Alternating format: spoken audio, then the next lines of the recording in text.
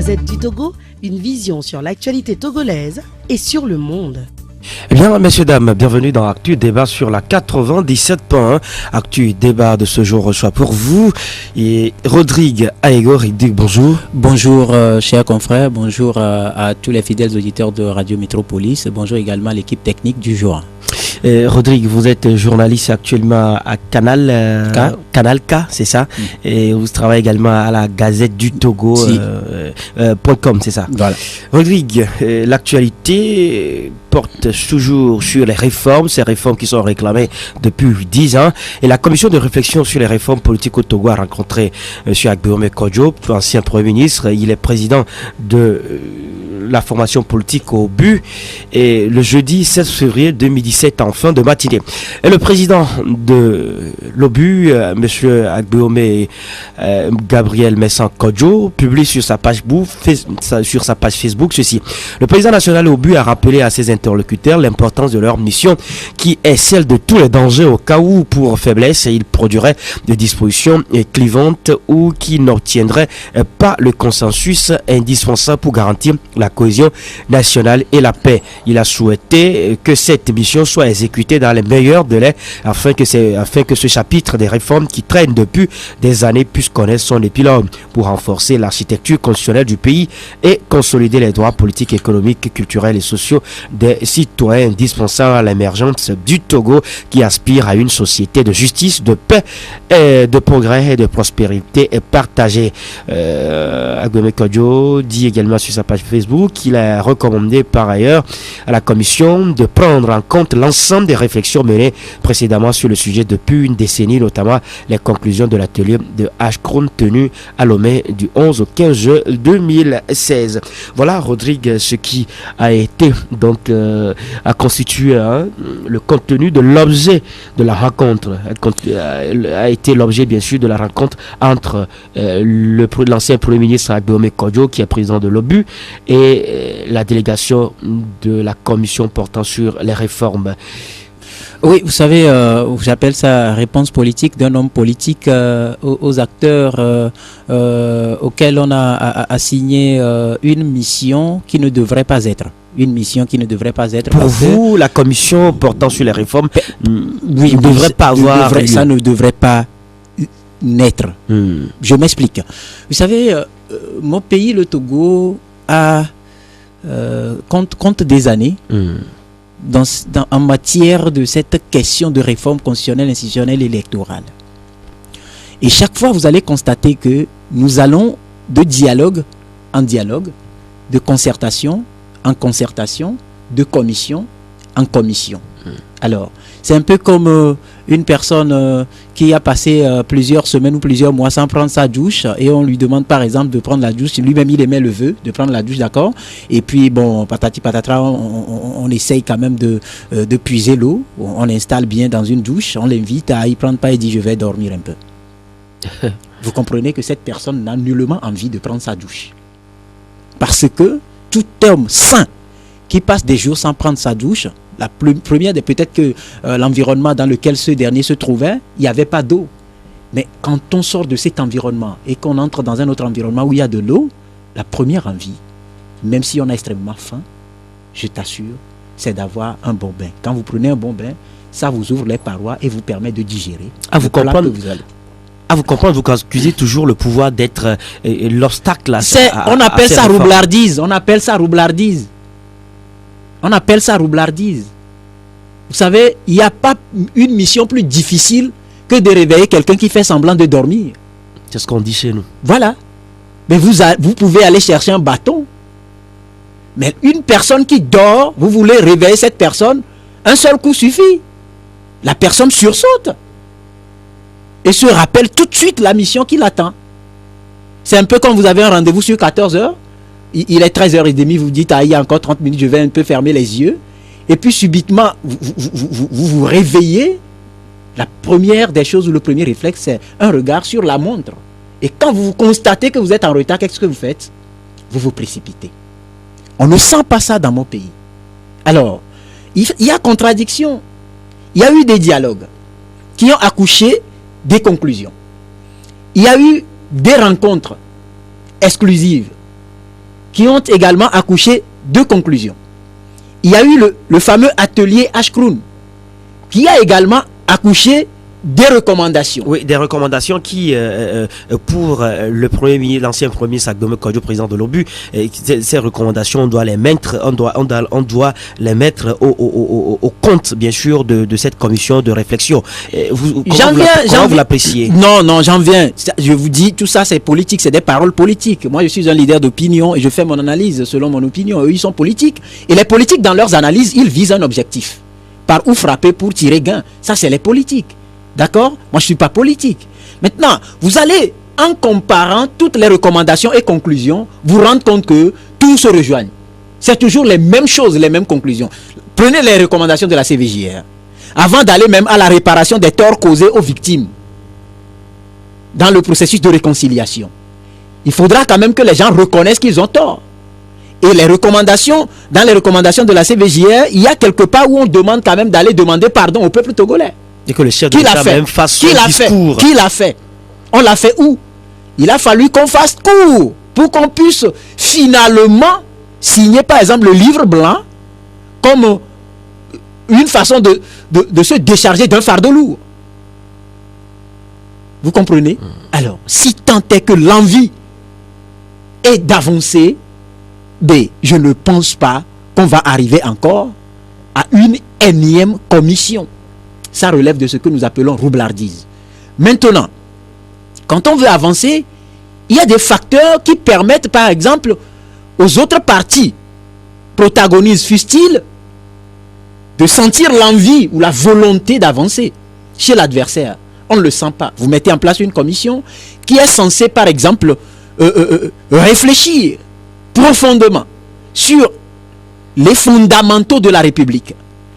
Et vous y mettez des gens qui sont en conflit avec l'opinion nationale. Les gens qui sont en conflit en termes de responsabilité avec l'histoire du Togo.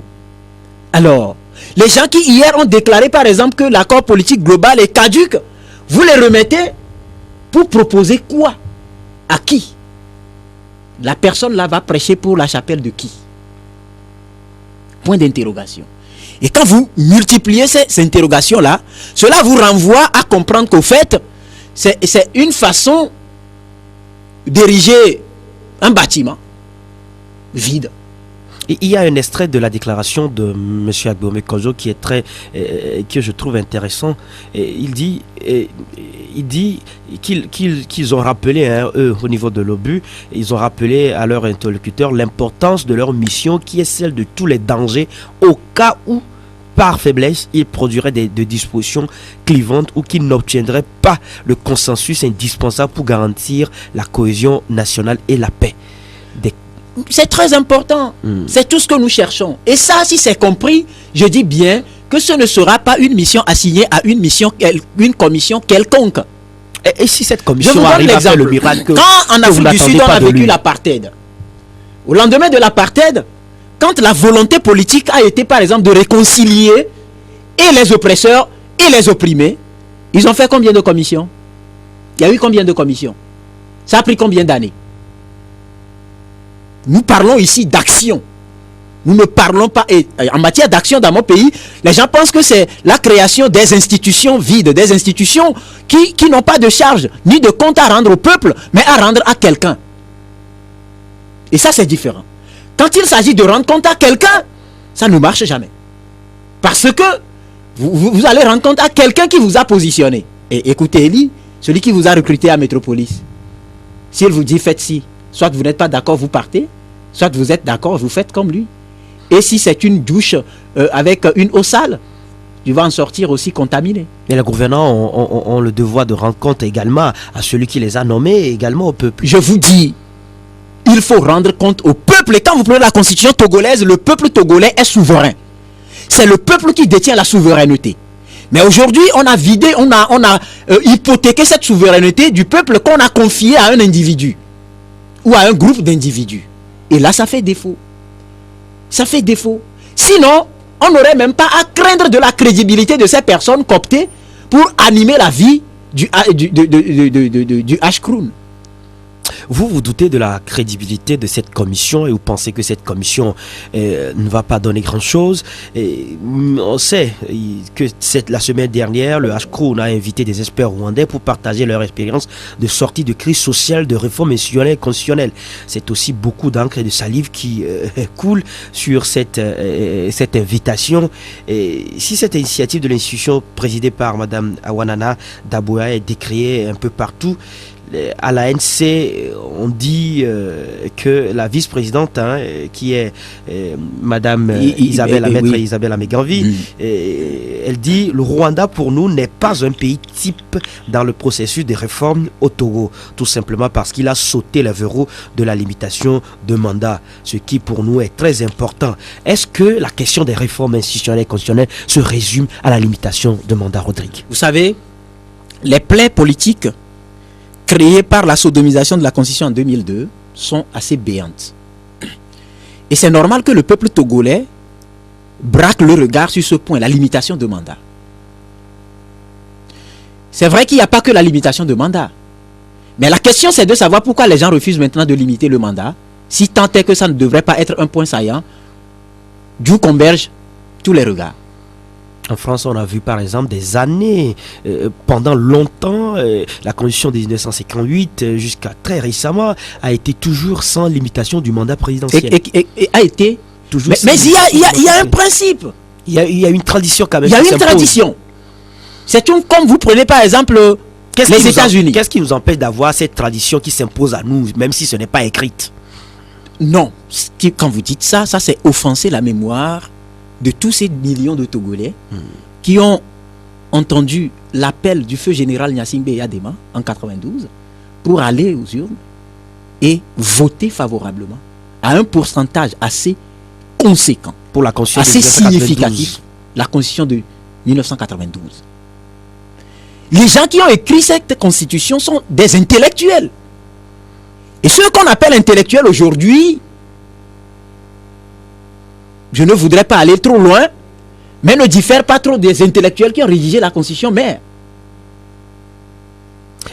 Et dans cette Constitution, avec la limitation de mandat, la chance est donnée à un Eligoka un jour, comme aujourd'hui Donald Trump, de quitter le micro pour aller briguer la magistrature suprême. Demain il fera beau, Rodrigue. Non, écoutez, quand vous voulez que demain soit beau, commencez par préparer ce demain-là aujourd'hui.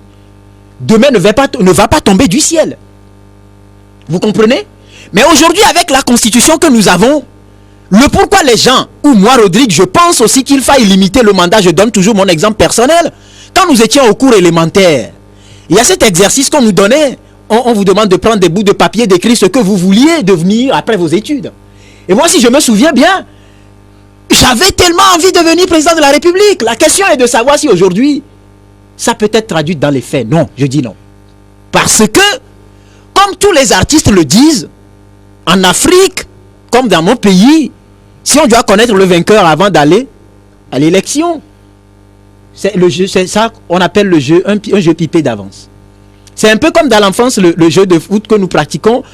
Maman t'achète le ballon, c'est papa, j'en sais rien. Et puis le soir, tu sors le ballon, vous jouez. Une faute, on te sort.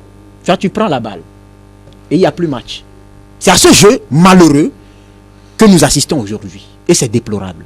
Donc, acceptez que les Togolais pensent qu'il faille limiter le mandat du président de la République. Et comprenez aussi que c'est parce que de l'autre côté, on pense qu'en limitant le mandat, ou la limitation de mandat est important, qu'on réchigne à le faire.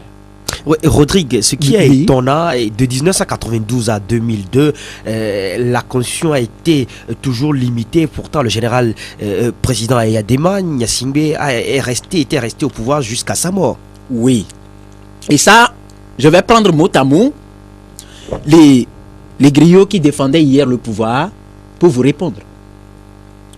Au lendemain de 2005, surtout après les législatives de 2007, ils ont envahi les ondes pour dire que pour une première fois, on a organisé des élections entre griffes transparentes, parce que je reprends leur mot, transparentes et crédibles, démocratiques.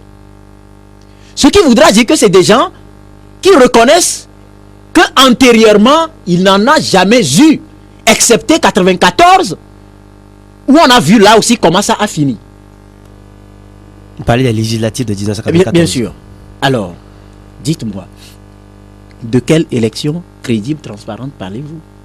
Alors on comprend donc que la question fondamentale ne se limite pas essentiellement à la limitation du mandat présidentiel.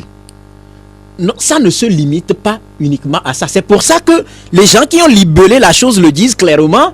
Réforme constitutionnelle qui a trait à la constitution de la République, bien évidemment, la limitation du mandat du président de la République, la définition du régime politique dans lequel le pays doit s'inscrire, et réforme institutionnelle qui a trait à la réforme, ou moi je dis la refonte de toutes les institutions de la République qui sont vidées de leur responsabilité, de leur crédibilité, de leur substance morale et électorale, parce qu'il faille revoir le code électoral. Donc c'est comme ça que les gens qui l'ont libellé ont pensé qu'il faille associer ces facteurs-là pour redonner au Togo une ligne identitaire sur le plan démocratique. Et c'est très important. Je m'en tiens à ça comme libellé. Donc, en clair, il n'y a pas que la limitation de mandat, mais la limitation de mandat est un pan où on va dire est une moelle épinière qui va donner vie à la démocratie. Parce que quand on va limiter le mandat, vous allez comprendre qu'on ne va pas refuser de déclarer ses biens. On ne va pas refuser de se rendre devant les parlementaires une fois l'an pour faire l'état de la nation. On ne va pas non plus délibérément refuser de s'adresser au peuple pour lui présenter ses vœux. On ne va pas non plus, par exemple, choisir des personnes. Prenez les États-Unis. Mais Donald Trump, il est tout puissant aujourd'hui. Mais la dernière fois, quand même, il a voulu nommer, ou il a pratiquement nommé quelqu'un à un poste. Mais la personne n'a pas accédé au poste tout simplement parce que, après lui, après sa suprématie, il y a encore une suprématie. Alors, quand vous prenez un pays qui veut se développer, c'est un pays dans lequel Eli Goka surveille son technicien le surveille. C'est ça. Et donc, en aucun cas, vous deux, il n'y a pas de Superman. Un état gendarme. Et il y a la loi qui est au-dessus de vous, qui permet à l'autre de te surveiller, qui te permet aussi de surveiller l'autre. Donc, il n'y a pas de Superman. Mais quand vous prenez mon pays, le Togo, mais écoutez, c'est la nuit et le jour. C'est la nuit et le jour. Il y a quelqu'un qui peut appliquer, par exemple, le droit à sa guise, et toi, tu ne peux pas te prévaloir du droit pour réclamer tes droits. Dans quelle situation sommes-nous? Démocrature, démocratie ou démocratie tétraplégique? C'est des interrogations. Ou paraplégique? C'est beaucoup d'interrogations que vous Beaucoup posez. d'interrogations. Ce qui voudra dire que nous avons beaucoup de chemin à faire. Que les gens souffrent. Ce n'est pas, nous ne sommes pas optimistes parce que nous cultivons l'optimisme. C'est parce que des faits nous donnent raison d'être optimistes. Maintenant, ça n'exclut pas que les gens nous démontrent leur volonté de faire quelque chose de bon, de se réconcilier ou d'entrer dans l'histoire par la grande porte. Oui, et Rodrigue, beaucoup de critiques sur l'invitation des experts rwandais pour partager avec l'État togolais leur expérience qui leur a permis, bien sûr, de sortir de cette longue crise que ce pays a connue. Ne peut-on ou ne pourrait-on pas apprendre quelque chose du Rwanda? Oui, c'est comme un étudiant qui, par exemple, prépare sa licence et il va à l'école primaire de Zanguera Klikame pour faire un groupe de travail avec les élèves là-bas. Il va y tirer quoi? Dans ce cas, qui est l'élève de Klikame, l'élève de l'école primaire de Klikame? Prenez le Rwanda. Est-ce que c'est un exemple en termes de démocratie? Ils ont réussi quand même à sortir de cette longue crise qui a détruit complètement le pays. A détruit le pays, oui. Mais qu'est-ce qui a changé véritablement? Sur le plan de développement, beaucoup de choses qui comme aujourd'hui un exemple comme la capitale, la plus belle des capitales africaines. La plus belle capitale, c'est, vous parlez d'infrastructure. C'est comme si, par exemple, les Togolais meurent de misère, ils crient, nous ne trouvons pas à manger, et de l'autre côté, on vous dit, on a construit de belles routes pour permettre aux gens de circuler. Donnez-moi un autre exemple. Donc, sur le plan démocratique, vous ne pensez pas qu'il y a des Je vous dis qu'il y a des exemples. Pourquoi on n'invite pas, par exemple, les Béninois à côté ici, qui ont réussi à organiser des élections, qui ont réussi à proclamer des résultats, et qui ont réussi à se faire applaudir parce qu'ils ont proclamé des résultats consensuels, reconnus par l'adversaire? Est-ce qu'en invitant par exemple les experts rwandais, est-ce que cela voudrait à dessein dire qu'on ne voudrait toujours pas limiter le mandat présidentiel au Togo? Je vous dis, si on veut, on peut. On n'a pas besoin d'inviter les gens. Le Togo a été un bon exemple de par l'éducation que nous recevons dans nos familles, dans nos communautés. Nous cultivons depuis la démocratie. Mais la société a transformé aujourd'hui les Togolais qui s'identifient en dictateurs. Nous avons des ressources pour revenir. Vous comprenez? Mais on a mis en place la CVJR. Les Ivoiriens, pour aller à la réconciliation, sont venus nous solliciter. Mais notre CVJR, les recommandations sont tétraplégiques ou paraplégiques parce que ne sont pas mises en application. Et dans les recommandations de la CVJR, on me dira que c'est la CVJR qui a recommandé la mise en place d'une commission qui va penser mes chers amis, si en 24 heures, nuitamment, on a pu masturber la constitution togolaise pour asseoir son desiderata, qu'on puisse également en 24 heures remettre ce qu'on a pris. Ça, c'est pas problème. C'est comme vous volez un téléphone portable, on vous prend le droit d'y restitution. On va pas vous donner des jours pour restituer ce qu'on vous a vu en train de prendre qui se trouve dans votre main. Vous remettez. Mais certains observateurs pensent que le péché originel du Togo au décès ou à la mort du général Gnassingbé Eyadema était de ne pas demander le retour à la constitution de 1992. Vous avez vu le contexte. Qu'est-ce qui s'est passé?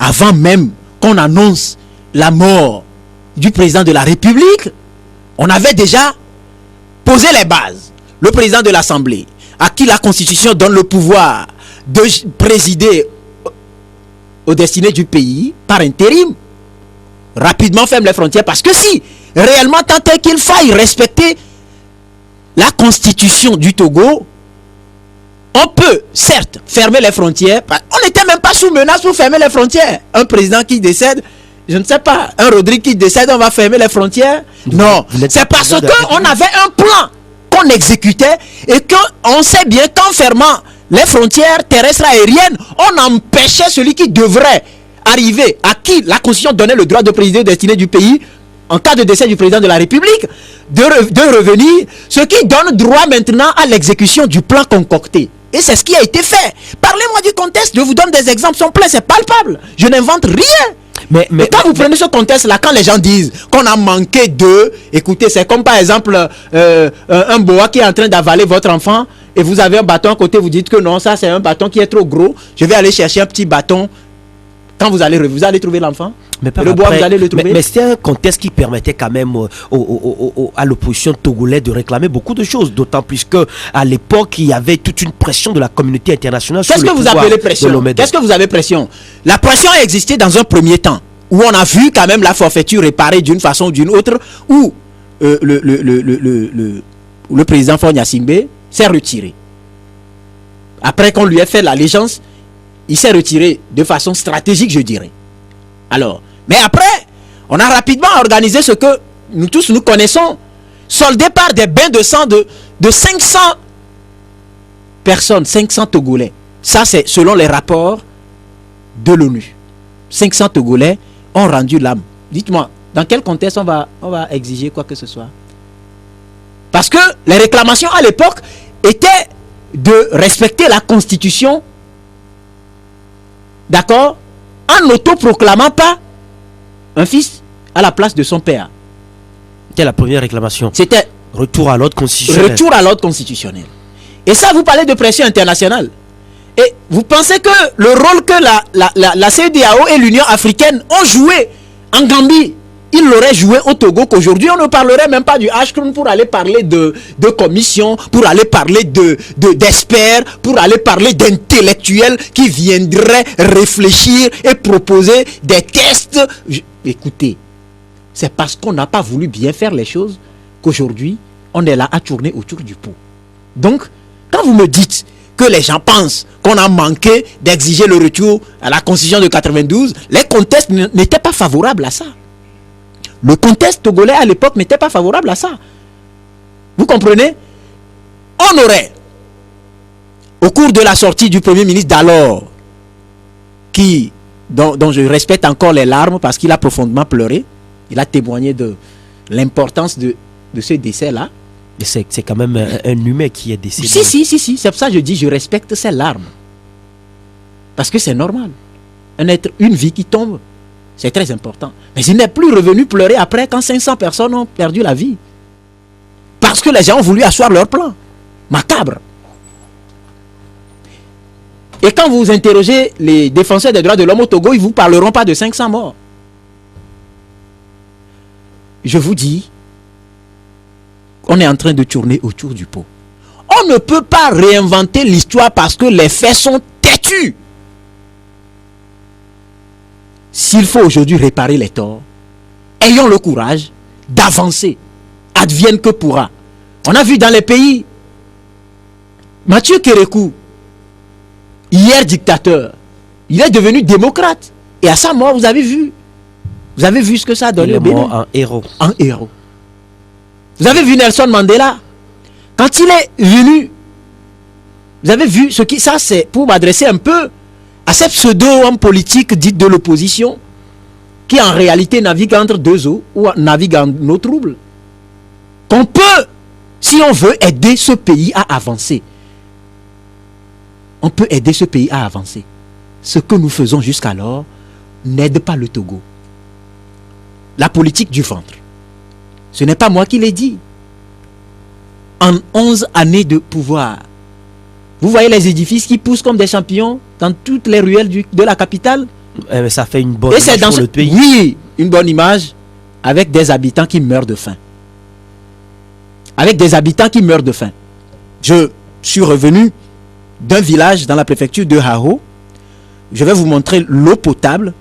Malheureusement, nous ne sommes pas à la télé pour que les gens puissent voir l'eau potable que les gens boivent dans cette localité-là. Je parle d'eau potable. Vous allez pouvoir identifier ça par sa couleur. Mais si c'est ça, ce n'est plus une eau potable. Ah oui, non, puisqu'on nous dit qu'on offre l'eau potable aux populations. Je vous parle de la préfecture de Hao. Allez dans la préfecture de Zion, dans la ville de Tchévier. Je vous assure, j'y ai passé des mois. Il arrive des jours où vous ouvrez votre robinet, c'est l'eau là qui sort. Et il nous arrive de cumuler. Vous avez eu une eau de couleur jaunâtre. Très bien. Et il nous arrive de nous priver de bain 3-4 jours. Parce qu'on ne peut pas se laver avec l'eau là. Comprenez que nous avons beaucoup de chemin à faire. Et ce qui est attendu de nous aujourd'hui, c'est que nous tous, nous puissions conjuguer nos efforts. Quelles que soient les difficultés. Mais avec la sincérité, la main sur le cœur.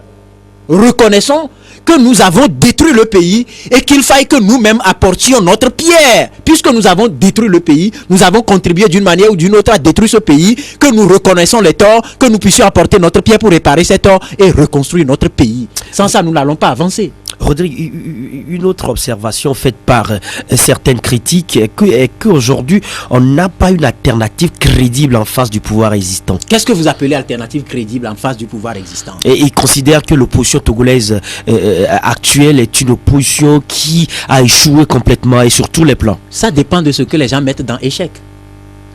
On vous parle aujourd'hui de... Ou on nous parle, ou nous parlons de rapport de force. D'accord? Vous avez vu au Burkina Faso, quand le peuple a commencé par manifester, certes, dans un premier temps, on a tiré. Mais après, on n'a pas atteint 500 morts. On vous parlera de 30, 35. Mais la vie de 35 personnes qui tombent a interpellé une certaine conscience d'une certaine catégorie de citoyens qui avaient la force de comprendre qu'il faut plutôt être médiateur. Et là, vous avez vu, on a été obligé, parce qu'on sait qu'en voulant protéger les intérêts de quelqu'un, on va tuer le peuple. Et on a été obligé de dire à ce quelqu'un-là, nous sommes désolés, mais le peuple dit, dégage. Et Blaise est parti. Vous pensez que l'opposition togolaise n'a échoué en rien? Je ne peux pas dire que l'opposition n'a échoué en rien. Quand vous prenez des gens, je les respecte parce qu'ils sont responsables, qui consacrent la plupart du temps à s'invectiver sur les ondes. Ça aussi, on appelle ça échec. Mais il y a le contexte qui favorise certains échecs. Parce qu'aujourd'hui, pour pouvoir avoir l'alternance, c'est comme un match. Aujourd'hui, nous avons l'organisateur du match qui a défini les règles du match. qui est également l'une des équipes qui participe au match. C'est lui qui a choisi l'arbitre. C'est à lui que l'arbitre va rendre compte. Avançons. Trouvons autre chose à dire. Et on avance donc en parlant de cette interview que la Deutsche Welle a accordé, que plutôt le ministre des Affaires étrangères du Togo, de la coopération et de l'intégration africaine, le professeur Doucet, a accordé à nos confrères de la Deutsche Welle et qui a abordé presque tous les sujets. Et Robert Doucet qui surprend beaucoup le peuple togolais et qui dit: je crois que maintenant il n'y a plus de blocage en tant que tel. Et si vous suivez l'actualité politique togolaise, il y a quelques mois, le gouvernement avait lancé le processus pour l'organisation des élections locales. Nous avons beaucoup traîné pour des questions matérielles, logistiques, et on peut déjà dire que ce processus est déjà derrière nous parce que nous allons incontestablement, je précise bien, incontestablement avoir les élections locales très bientôt. Je vous rassure, dit-il, qu'il y aura les élections locales d'ici la fin de cette année. Et cette année, Rodrigue, c'est 2017. Il précise par ailleurs que c'est une décision du gouvernement et le ministère de l'administration territoriale est en train de préparer les élections. Nous avons un appui important de l'Union européenne et particulièrement de l'Allemagne pour aller au bout. Le président de la République s'est engagé, le gouvernement aussi, et nous espérons que les élections locales vont se tenir. L'annonce a été bonne. Alors, est-ce que vous appelez ça annonce? Il a fini comment? Relisez la phrase. Nous espérons. Nous espérons. Nous espérons. Ça voudra dire les élections locales vont se tenir. Ça voudra dire que la personne qui a prêché ça comme évangile n'est pas certain. À la fin, on observe un doute quand même. Oui, c'est ce que je vous dis. On ne peut plus nous tromper. Écoutez, nous avons fréquemment, moi j'ai lu à Balo et Afi vont à l'école. Pe à pas, mais à ma, mais au mot, mais imi, mais me, mais aimer. Tu comprends? Ça, c'est des phrases dans lesquelles on va lire entre les lignes pour comprendre. Le décryptage de la dernière phrase très bien. Dit donc beaucoup moi, de choses. je prends la dernière phrase. Et le gouvernement aussi et nous espérons que les élections locales vont se tenir. Très bien. Dites-moi là où se trouve la volonté. La volonté y est quand même. La volonté y est. En 2007, quand on a voulu organiser les législatives, il y a eu des contestations. Et on les a organisées. En 2013, on a voulu organiser les législatives. Il y a eu des contestations. On a organisé ou pas? On a organisé. En 2015, les élections présidentielles. Est-ce qu'il n'y a pas eu de contestation? Il y en a eu, mais on l'a organisé. Mais aujourd'hui, on vous dira que c'est parce que les gens ne sont pas d'accord que jusque-là, on n'a pas encore organisé les élections locales. Vous savez... Mais les élections locales, Rodrigue, il faut le reconnaître quand même. Les élections locales sont beaucoup d'investissements. Très cher. Pardon? Beaucoup de financement. Combien de fois l'Union européenne n'a pas crié dans nos micros sa volonté d'accompagner le système en place pour qu'on puisse opérer et aller, parce que ça aussi c'est l'un des points des réformes que nous attendons. Oui, et le ministre Doucet l'a précisé, que nous avons beaucoup traîné, mais qui est derrière eux aujourd'hui, il y a l'Union européenne et l'Allemagne en particulier. Oui, ça fait combien d'années que l'Union européenne a dit qu'il faille, parce que dans chaque discours de fin d'année, dans chaque adresse, échange du chef de l'État avec les diplomates, ils insistent sur... Vous allez comprendre que le point le plus important sur lequel ces diplomates-là insistent depuis plusieurs années, c'est l'organisation de ces élections locales et la décentralisation. Pour ces partenaires à les écouter, ce sera donc l'entame de la véritable démocratie. C'est vrai, c'est vrai. Et même du développement. Oui, parce que, je vous donne un exemple. Vous avez lu sur les ondes qu'il y a eu un accident à Agoué, qu'un ministre a percuté 2 hommes à bord de leur engin à 2 roues. Nous l'avons lu sur les réseaux sociaux. Vous les avez lus sur les réseaux sociaux. Il y a eu un mort sur le champ. Et c'est l'ancien ministre Magano qui a été cité. Et l'autre victime a aussi malheureusement succombé. Samedi dernier, on a inhumé celui qui est natif de Notier, qui a laissé derrière lui 3 enfants. L'autre victime a laissé 6 enfants derrière, avec une veuve. L'autre également une veuve. Et on leur a remis combien? 500 000 à chaque famille pour organiser les obsèques de leur famille. Qui leur a remis? Permettez que j'aille. D'accord. Est-ce que vous savez que sur le champ, on a failli lyncher le ministre?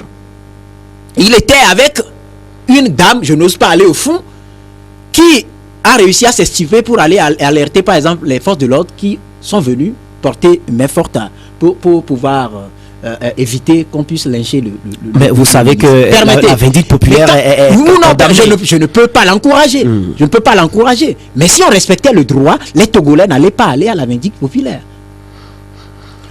Est-ce que vous pouvez comprendre que lorsque les parents de ces victimes sont allés au commissariat pour dire qu'il faille faire une déposition parce qu'ils veulent porter plainte, si le commissariat ou la brigade n'est pas à même d'enregistrer leur truc, on peut au moins leur dire allez au tribunal ou allez faire ci, allez faire ça. La réponse, mot à mot, c'est celle-ci.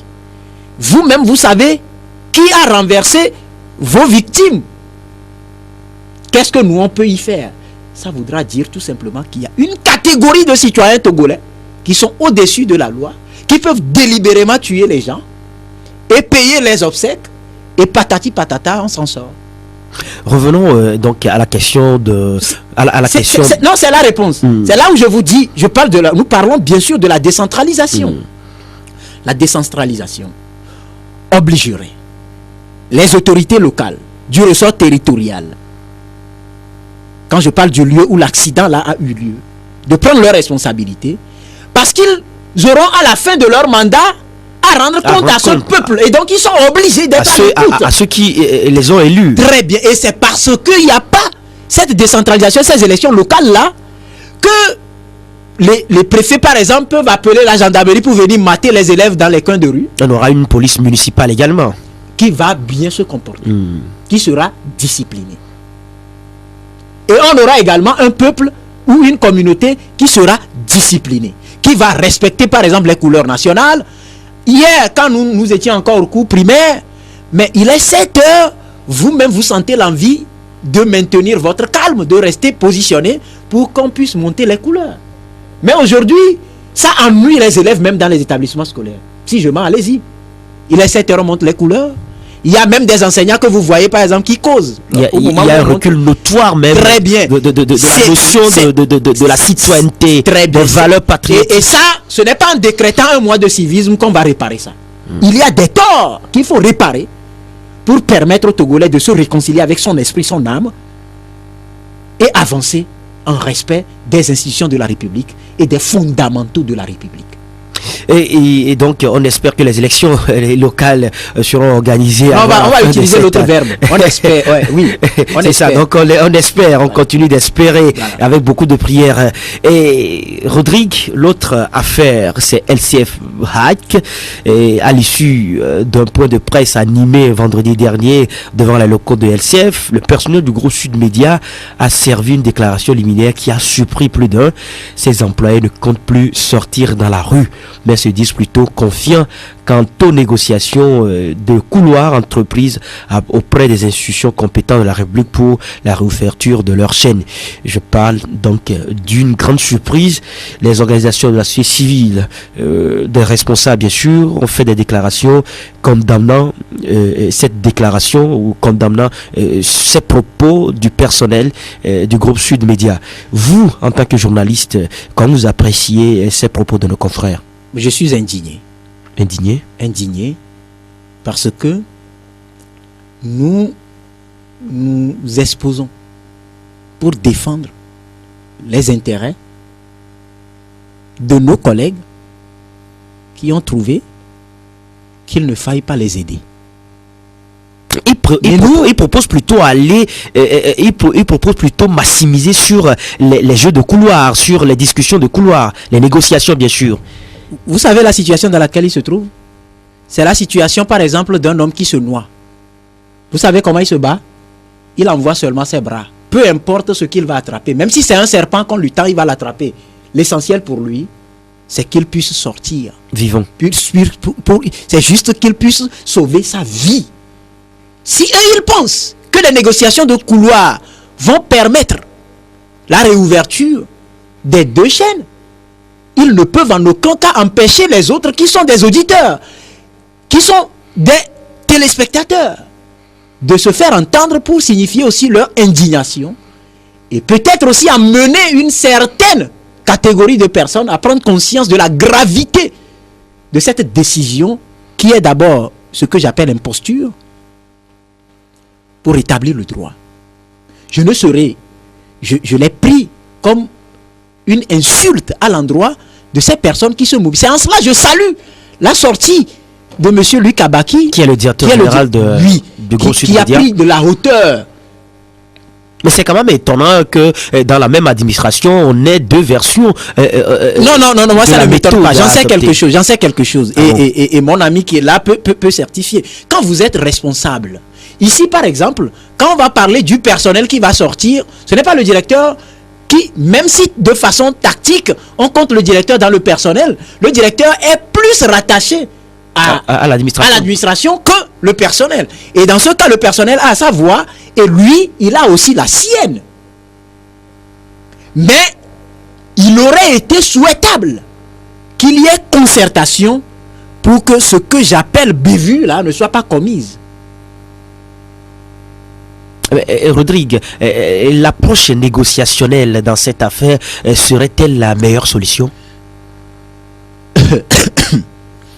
Vous avez vu, j'ai toussé un peu parce que c'est un peu comme vous allez au tribunal vous plaindre que quelqu'un est venu violer votre femme et on vous demande d'aller plaider la clémence de cette personne qui est venue violer votre femme pour que cette personne dise oui, je ne vais plus violer votre femme. Mais ou qu'il vous dise je vous pardonne. En voulant adopter l'approche négociationnelle dans cette affaire, on pourrait comprendre que le Gros Sud Média se reproche de quelque chose d'ailleurs. Je ne le dirai pas. Je vous ai donné l'exemple tout de suite d'une personne qui se noie et qui fait les efforts nécessaires pour pouvoir sauver sa vie. Je considère ça ainsi.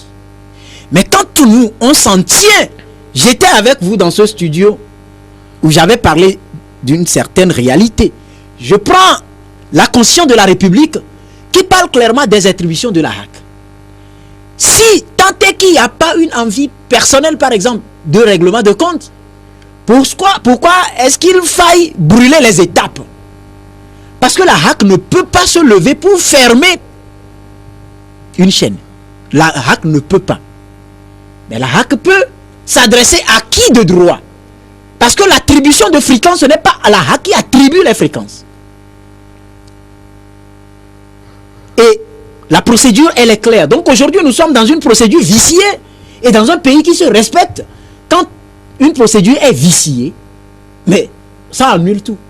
Reçu et donc, le vendredi dernier ici, on dit qu'il le rapporteur de la Haute Autorité de l'audiovisuel de la communication, à la personne de M. Babaka Badibassa, a dit que c'est bien vrai qu'il y a l'article 58 du Code de la presse et de la communication et qui prévoit qu'il appartient au tribunal territorialement compétent de retirer l'autorisation. Mais dans le cas, en l'espèce, le Groupe Sud Média n'a pas d'autorisation. Mais ça dépend de ce qu'on met dans autorisation. J'en sais rien. Ça dépend de ce qu'on met dans autorisation. Et ne perdez pas de vue que ce qui est arrivé ou ce qui se fait là peut arriver à Métropolis. Je ne prie pas pour que ça arrive. Parce que nous sommes dans un pays finalement de non-droit. Vous savez, je prends juste l'exemple des critères d'attribution de l'aide de l'État à la presse. Vous vous rappelez de ces critères? Vous abordez un autre sujet très délicat. Vous devez être reconnu, légalement installé, reconnu par les instances, notamment la HAC, la RTP qui vous attribue. Vous devez être en règle vis-à-vis de l'administration. Vous devez avoir un siège. Vous devez avoir un certain nombre de professionnels de médias. Vous devez avoir ci, vous devez avoir ça. Et depuis 2007, sur quels critères attribue-t-on l'aide de l'État à la presse, au groupe Sud Média, à LCF et City FM? Pour les responsables de la Haute Autorité de l'audiovisuel et de la communication, ils ont été indulgents pendant plusieurs années. Indulgents. Pourquoi ils ont été indulgents? Mais Rodi, vous savez que c'est une nouvelle mandature. C'est une faiblesse. C'est une nouvelle mandature. Écoutez, nous sommes en matière d'administration, il y a la continuité. Mais s'il y a la continuité, faut-il continuer dans l'illégalité? Qu'est-ce que vous mettez dans l'illégalité? Les gens sont en train de brandir des documents. Moi, je voudrais plutôt qu'on vienne nous dire que c'est des documents falsifiés et qu'on aille chercher les auteurs de cette falsification-là. Parce que les gens, ils brandissent des documents qui, sur le plan juridique, valent leur pesant d'or. Mais on ne nous dit pas que ce sont des documents falsifiés. Mais sur ces documents, on ne voit pas City FM, on ne voit pas LCF. Alors, qu'on nous dit, et je vous dis, sur les documents, on ne voit pas City FM, on ne voit pas LCF. Mais pourtant, c'est LCF et City FM. C'est à ces deux organes-là qu'on attribue l'aide de l'État à la presse depuis 2007 jusqu'à nos jours. Vous avez raison quand même. Jusqu'à nos jours. Non, allez, écoutez, c'est un peu comme, vous savez, je me plains pour les élèves qui font le droit aujourd'hui à l'université parce que je ne sais pas finalement quel droit ils vont exercer. Vous comprenez? Parce que c'est simple, c'est très simple. Celui qui dit aujourd'hui que vous êtes dans l'illégalité, je vais vous raconter une histoire. En 2007, au baccalauréat, deuxième partie, le bac 2, il y a eu en secrétariat une erreur qui s'est glissée lors de la compilation des notes pour dresser les PV et proclamer les résultats. Alors, on a proclamé les résultats et au niveau des différents établissements, il y a des proviseurs qui n'ont pas compris parce que les élèves, les candidats qui avaient 13-14 de moyenne en classe se retrouvent avec 6 de moyenne et les gens qui avaient 6-7 de moyenne ont obtenu une mention bien. 13, 14, bien. Alors, ça a poussé les gens à aller vérifier ce qui n'a pas marché. On s'est rendu compte qu'il y a eu une petite erreur au secrétariat, lors de la compilation des résultats. On a déjà proclamé, les paresseux ont été déclarés admis, les nantis ont été déclarés échoués. Qu'est-ce qu'il faille faire? Ils ont réparé les torts. Mais comment? Allez vérifier. Ils ont retouché. Pas pour dire que les gens qui avaient 6 de moyenne, qui ont été déclarés admis, sont échoués, mais ils ont tout simplement corrigé les torts en faisant monter les gens qui devraient être admis, les vrais admis, pour s'ajouter à l'effectif des entre-griffes proclamés admis qui ne devraient pas l'être. Vous devez comprendre là que si on se reproche finalement quelque chose, on répare ça sans bruit. On ne fait pas du bruit autour. C'est la même institution qui attribue l'aide de l'État à ces organes. Bon, si on ne voit pas sur le document LCF City FM, sur quels critères alors ces deux organes? Je vais vous donner un autre exemple. Moi j'étais là, la radio Taxi FM a fait son essai. Et quand c'est sorti, on a estimé à l'époque que ils n'ont pas l'autorisation, mais la HAC a couru pour stopper net. Et ça a fait plus d'un an avant que la radio ne reprenne son programme. Parce qu'eux, ils avaient dit que c'était juste l'essai. Mais c'est pour vous dire qu'à la HAC, les dispositions matérielles sont prises pour que les médias qui ne sont pas à même de diffuser, parce qu'ils ne sont pas autorisés à diffuser, ne le fassent pas. On viendrait vous stopper net. Mais qu'on laisse de 2007 à 2017 avant de se rendre compte qu'ils ne devraient pas émettre. J'y réfléchis encore. Et pendant que vous y réfléchissez, on apprend, toujours portant sur la presse togolaise, on apprend que notre confrère de l'alternative, Avotor, qui a été molesté la dernière fois par des gendarmes, a encore subi des attaques depuis quelques jours. Robert Avotor, c'est-à-dire qu'il a été renversé par une voiture et depuis quelques jours, écrit bien sûr Ferdinand Haïté, qui est le directeur de publication du journal Alternative. Il dit depuis quelques jours, Robert Avotor, journaliste à l'Alternative, agressé et torturé par des gendarmes lors d'un reportage, fait l'objet de menaces et d'intimidation. Des individus à bord d'une voiture banalisée se sont rendus dans son quartier pour identifier formellement son domicile. Il reçoit régulièrement des coups de fil anonymes qui tentent de le dissuader de porter plainte. Depuis plus d'une semaine, le secrétaire du procureur de la République refuse de recevoir les deux plaintes qu'il a déposées. L'une contre la brigade de gendarmerie de Saguado et l'autre contre le gendarme Lombardo de la brigade de Zanguera qui l'a torturé. Pendant que la justice refuse de le protéger, les criminels, eux, sont à ses trousses pour le liquider. Ce soir, donc hier à 19h15, alors qu'il était sorti de chez lui pour acheter du pain au bord de la route à Saguado, une 4x4 avec à bord des individus l'a poursuivi et l'a renversé avec sa moto avant de prendre la fuite. Le voici à peine sorti de l'hôpital avec son image, avec avec des sutures bien sûr sur le crâne. La vie de ce journaliste est en danger juste parce qu'il a décidé de porter plainte contre ses bourreaux. Nous ne lâcherons pas cette plainte, écrit donc Ferdinand Haïté, directeur de publication du journal L'Alternative. Rodrigue, 1 minute pour dire un mot. 1 minute avant de me prononcer sur ça, j'ai l'habitude de dire une chose. Je le dis, les gens pensent que je ris. Chaque fois avant de sortir de la maison, je dis à ma femme et à mes enfants, considérez ça comme un adieu parce que je peux ne plus revenir. Et Dieu, en faisant le choix Dieu de vous protège à tout moment. Ce que je dis, je le dis avec sentiment. En faisant le choix de défendre la liberté, nous sommes victimes parce que les gens pensent que nous devons cautionner le mensonge. Ça me donne envie de verser les larmes. Mais vous êtes sidéré, je suis éberlué, touché, blessé dans mon amour propre, qu'on puisse être dans une république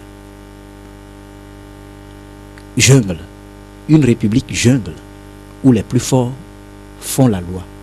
Mais, comme ils le disent aux États-Unis, que Dieu protège le Togo.